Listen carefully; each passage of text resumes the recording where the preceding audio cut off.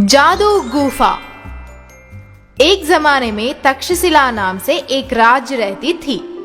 उस राज्य को चाणक्य वर्मा नामक एक राजा पालन करता था। उस राजा को विजयेंद्र वर्मा नाम से एक बेटा है। ये बहुत धैर्यशाली राजकुमार है। तो इस तक्षशिला राज्य के पास भैरवकोन नाम से एक पहाड़ प्रांत है। इस भैरवकोन में रहने वाले लोग पकने वाले फसल और सब्जियां तक्षशिला को लेके जाके बेचते थे। तक्षशिला जाने वाले रास्ते में भैरवकोन के पास एक काला पहाड़ का गुफा रहता था। इस काला पहाड़ का गुफा देखने में बहुत भयंकर जैसा दिखती थी और कोई रास्ता नहीं है, इसलिए सब लोग उस गुफा के रास्ते में से ही चलते थे। इस रास्ते से जाने समय में कौमार लड़कियां गायब हो जाते थे। इस तरह कुछ दिन होने के बाद सब लोग ये बात समझकर हम कुछ नहीं कर सकते हैं ऐसा सोचकर तक्षशिला की राजा चाणक्य वर्मा के पास जाकर काला पहाड़ के गुफा में होने वाले जादुओं के बारे में बताते हैं। तुरंत चाणक्य वर्मा उसका सैनिकों को उस गुफा में क्या चल रहा है पता करके आओ ऐसा आज्ञा देकर भेजता है, पर वो सैनिक भी वापस नहीं लौट आते हैं। ये खबर आता है कि वो सैनिक मर गया है। ये सुनकर चाणक्य वर्मा उसका बेटा विजयेंद्र वर्मा को ये पूरा कहानी सुनाता है।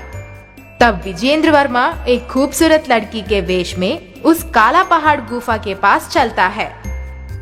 गुफा के अंदर चलने के बाद एक खूबसूरत खरगोश दिखती है। उसके पीछे पीछे जाता है राजकुमार। उधर एक खूबसूरत वन है।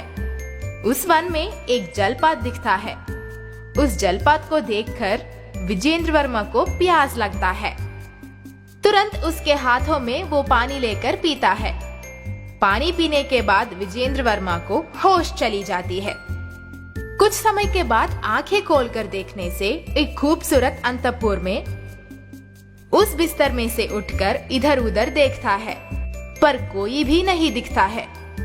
दूर से लड़कियों का रोना सुनाई देती है। वो क्या है जाके देखता है। उधर बहुत सारा लड़कियां बंदी में रहता है।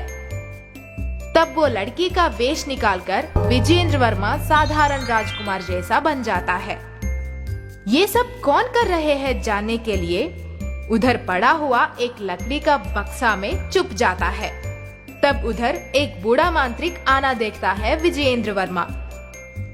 तब उसके पास हुआ खड्ग से उस बूढ़ा मांत्रिक के सामने जाकर तुरंत उसके सीने से खड्ग चुभाता है। उससे वो बूढ़ा मांत्रिक एक खूबसूरत देवकन्या जैसा बन जाता है। मैं एक महर्षि की शाप से ऐसा बन गई हूँ, इसलिए मेरे जैसा हुआ इन लड़कियों को बंदी करके मैं सता रहा हूँ, ऐसा राजकुमार को बताती है। पर अब तुम्हारी वजह से मैं शाप विमुक्त हो गई हूँ। ऐसा बोल के विजयेंद्र वर्मा को धन्यवाद बोलकर उन लड़कियों को छोड़ देती है। उसके बाद वो काला पहाड़ गुफा को छोड़कर चली जाती है और उसके बाद भैरवकोन में रहने वाले सभी लोग सुख शांति से अपने जीवन बिताते हैं।